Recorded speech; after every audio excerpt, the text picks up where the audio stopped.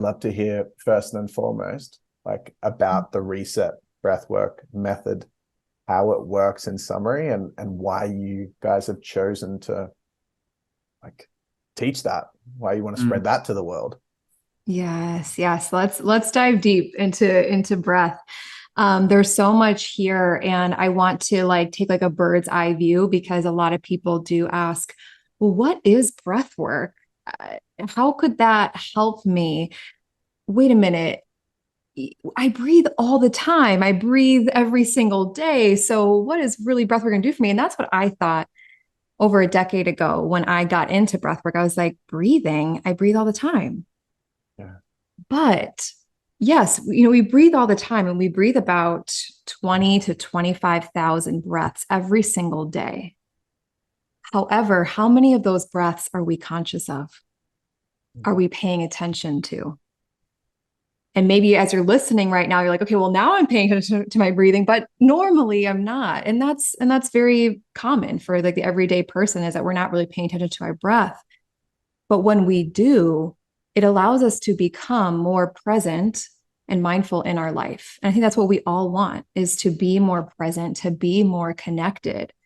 And the quickest way is through our breathing. So really, in short, breath work is like two main components: is the simple awareness, the consciousness of the fact that we're breathing and just watching it. And then the second part is controlling our breath, actually shifting the pattern of it and how we're breathing from, which is usually fast, shallow chest breathing, right? And when we do that long enough, it leads to chronic stress and a whole lot of other health issues. So there's like, I see breathwork as like an umbrella. A lot of different breath patterns and techniques and modalities fall underneath breathwork. You can Google breathwork, you could find Yeah. so many people think that, oh, breathwork, that just means just like one type of experience, but No. there's all kinds of different techniques. And so there's box breathing, there's alternate nostril breathing, and then there's breathing like the reset breathwork method that you were talking about, Ryan, and that you've gone through with our certification program. And like I want to get into like, okay, why reset breathwork?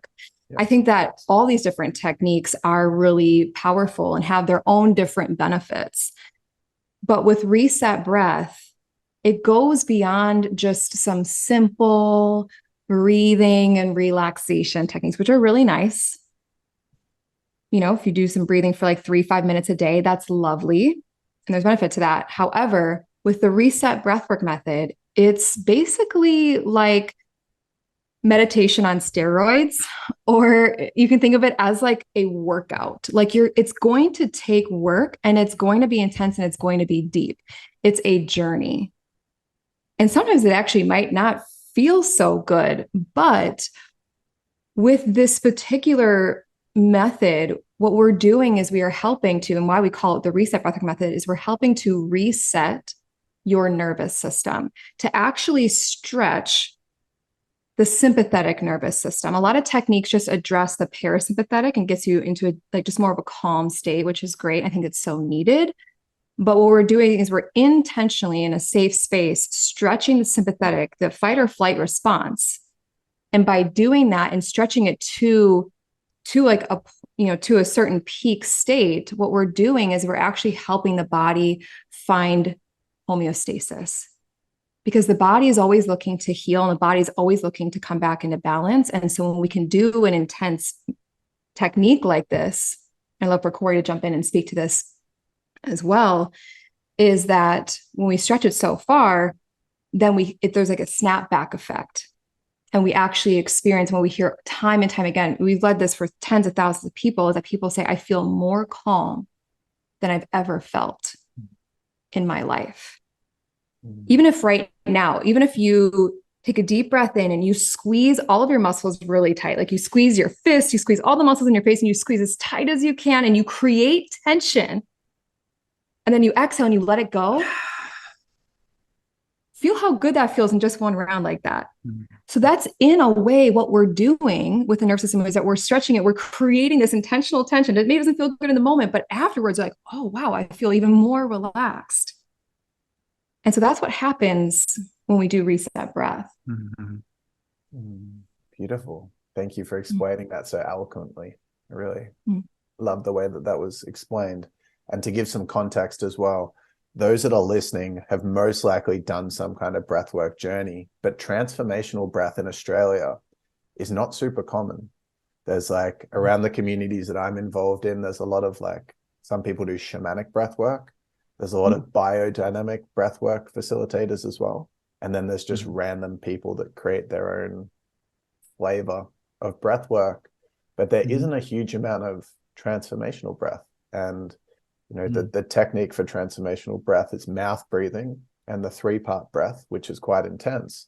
And I find that people, pretty much everyone that I've facilitated, I might have facilitated 500 to 1,000 people since we stopped, and everyone has, no one's had a bad thing to say about the technique. Like everyone has had, a lot of people have said, this is the most powerful breath work that I've ever done. I've done heaps of experiences. This is the most powerful experience that I've ever had. And I definitely feel that a lot of that's attributed to the level of intensity that doing mouth breathing continuously. And this was one big thing that I got from you guys, until they hit that peak. If you breathe hard enough and long enough, you hit a point where you get the breakthrough, whatever that means for that experience. What I'm curious to find out from you guys is that there are obviously multiple ways on the journey of nervous system regulation and the journey of enlightenment and growth. There's so many different ways to approach that journey. If we bring that into the silo of breath work, there are very contrasting views on intensity versus titration in a really subtle way. Titration being slow exposure over time, and more parasympathetic strategies like biodynamic breathwork is so subtle, and their whole philosophy is you don't want to overwhelm the nervous system at all. I'm curious to know, like, what do you see from like the founder of biodynamic breathwork, for example, Gitan, and his whole philosophy? You guys have the same intention to heal people, the healing couple, and biodynamic breathwork's about healing, but they're very different approaches. And I'm curious to know how you landed on yours and where you think biodynamic breathwork and those more gentle journey, they're still journeys, forms of breathwork fit into the space. Yeah, this is a great question. And I think that, like what you were prefacing in the beginning, is that even though maybe Australia doesn't have that much breath work, there are things are really starting to culminate and spring up. And what I love about it globally is that many different people are trying many different types of techniques, making them their own, and then building philosophies based upon them. And so as far as like reset breath versus biodynamic breath, I think that I'm not going to sit here and try to compare apples to apples, because they're not. What I will say is there gets to be a conversation, Ryan, around when people say, we don't want to overwhelm the nervous system. And then it's just a full stop to the conversation. Yeah. And I find that to be a little peculiar to me, because I'm like, wait, hold on a second. Like, we're in at least 2.5 million-year-old bodies that have been through multiple generations, and just our mind, body, spirits, our genetics, our epigenetics. I mean, I know for sure that my ancestors, 16 generations down the line, were red-blooded Vikings. Every single one of my cousins have red hair. My last name is Ostrut, and they changed my name when we came over on the boat to the United States, but like, I am a bona fide Viking. And we know, based upon the Viking shows and all that, what that really meant. We were warriors. We conquered lands, right? We did really extreme things.